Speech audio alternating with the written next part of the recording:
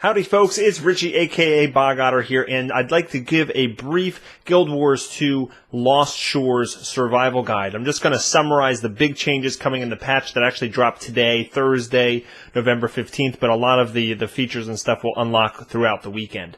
So if you haven't been keeping up on what's been changing in Guild Wars 2, this is the perfect video for you. I'm just going to give you an overview of everything to look forward to. So the first thing that I'm going to go through is the different events that are going to take place this weekend, alright? So unlike a lot of MMOs, Guild Wars 2, when they come out with an update, there seems to be always a series of events, and some of them are even one-time events that actually occur to kind of herald in the new content. It's not just dropping a whole bunch of new stuff and saying, here, have at it. They actually kind of celebrate it in a way. So this weekend, starting tomorrow, Friday, or it depends on when you're watching this, it might not be tomorrow. So Friday, November 16th at noon Pacific, it's going to kick off an attack on Lion's Arch. This race of deep-sea creatures called the Karka are going to emerge and attack Lion's Arch. They have these extremely hard shells from being able to survive the pressure of the deep ocean, and the players are going to have to figure out a way to penetrate these impregnable shells. And they actually have this phasing technology that you can actually, as you damage it, you'll see bits of the armor fall off them, and they'll look damaged and stuff like that. So that's pretty cool. And then on noon Pacific time on Saturday, the second phase of this event will take place, and players can actually enter a new max level area called South Sun Cove, and then you'll be able to actually, battle even more against the Karka. And there's even a new resource node that's going to be available on that island that'll unlock different recipes and different things to do. I think it's called Passion Fruit, but I'm not 100% sure on that. And the important thing to kind of recognize is this weekend is the Refer a Friend weekend, where you can have up to 3 people invited via email to play for free if you have an account. And they'll be able to participate in all these events with you because they're going to use the world versus world level scaling, so everybody will be bumped up to level 80 to contribute to these events. So that's pretty cool. So finally, on Sunday, what is that? 18th, November 18th, on Sunday at noon Pacific, it's going to be kind of like the grand finale of the Lost Shore events. There's going to be a bunch of events that kind of take a few hours, so but it'll eventually spawn or culminate in fighting the ancient Karka, which sounds like a big world boss. And this event is only going to happen once, so if you can make it, you should try to make it to experience this kind of like world boss for the first time. And for the only time. All right, so that is the events that are leading up to it, but there is a lot more. Like after the content's over, we'll still have the South Sun Cove, that new level 80 zone to kind of play in and explore, which is awesome.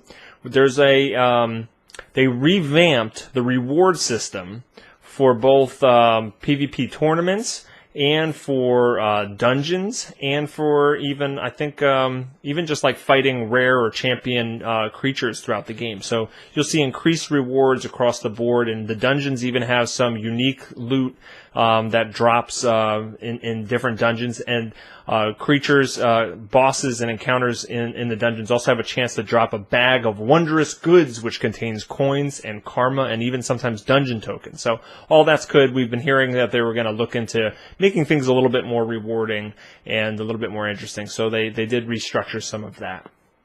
Now, one of the big additions to this patch is there's a new dungeon called Fractals of the Mists, and you can get there through a portal in Lion's Arch, and it's a five-player dungeon like all the others. But the unique thing about this is fractals, there's actually 9 different fractals, and each one has a very unique theme to it. Like one is like volcanic, and one is ice-themed, and et cetera, et cetera.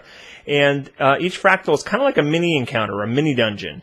And they could be things like, environmental puzzles, defeating enemies and different things like that. And when you zone in with your group of 5, you're actually thrown at 3 random fractals to complete out of the 9. And if you complete them, then you get sent back to a central hub so you can kind of vendor items and repair and stuff like that. But then the difficulty level that you can experience gets increased by 1. So it actually gets more challenging the next time you queue up for a random 3 of these fractals. And every 2 times you defeat a set of 3, I know it's confusing. Every 2 times that you complete the Fractals dungeon, which is a set of 3 fractals, you spawn a mini-boss called the Jade Maw, and that too will scale and get more difficult the more times you go through it. And they say there's endless progression there. You can continue to make it more and more difficult as long as your party members continue to defeat it. Now, if you're queuing up later with people that haven't defeated it and haven't gotten to the same level of difficulty as they will use the easiest level that has been unlocked. So, for example, if I've unlocked 10 levels of difficulty and the rest of my party's only locked 2, then the 5 of us can queue up for a level 2 difficulty. It'll only go as difficult as the other people have unlocked.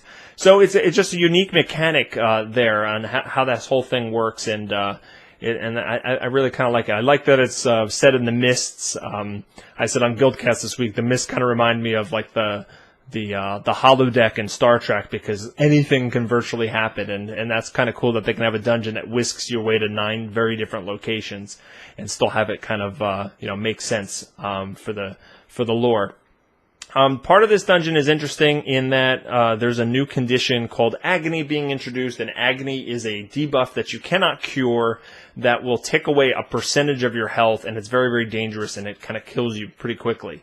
The way to mitigate this is through using new infusions, which is put into an infusion slot, and infusion slots can be found on the new Ascended tier of gear. I've talked about that in a Tyria Talk episode previously, so you can go check that out. But the Ascended gear can be found through different means, but I think mostly in this Fractals dungeon for the time being. They're going to be introducing ring slots and back slots for this, and it helps you mitigate this Agony debuff. And the stats are slightly improved, but that's really all I'll go over, because I just did a whole Tyria Talk episode on that. All right, so that's the Fractals dungeon.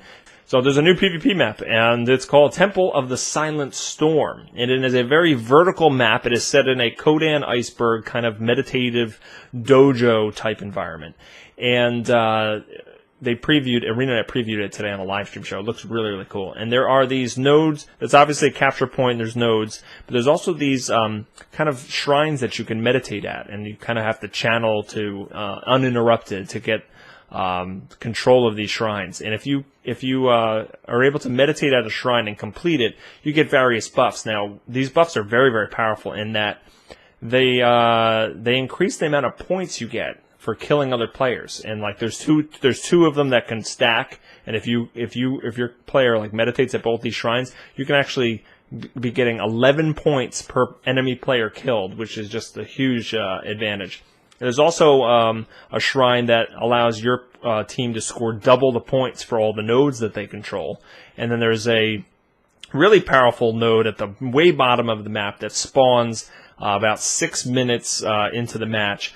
And if you actually are able to meditate at that shrine, then control of all the capture points gets switched to your team immediately. So it's a really kind of interesting secondary mechanic to the Conquest map. I love the fact that it's Kodan and iceberg themed, and it should be really, really cool. Now, it is in a beta form right now, so they want feedback. It's not going to go into the tournament rotation right away. So they want player feedback to see what people think of it. So I think that's pretty darn spiffy, if you ask me.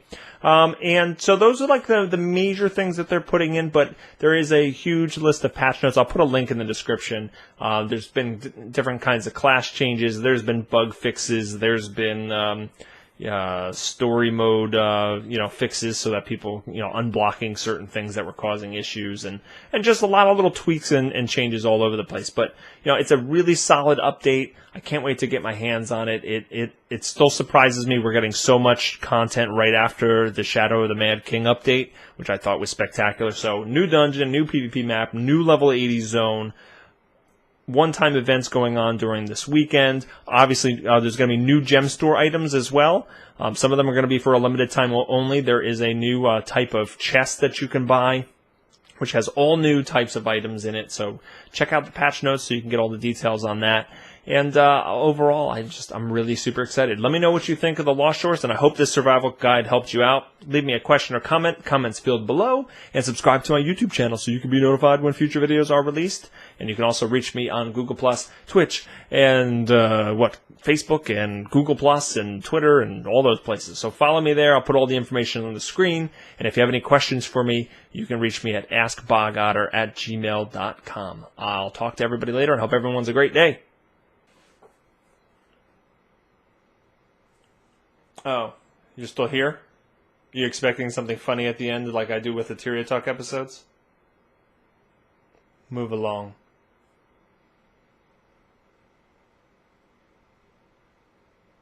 Well, go ahead. There's nothing funny. Stop. There's nothing funny gonna happen.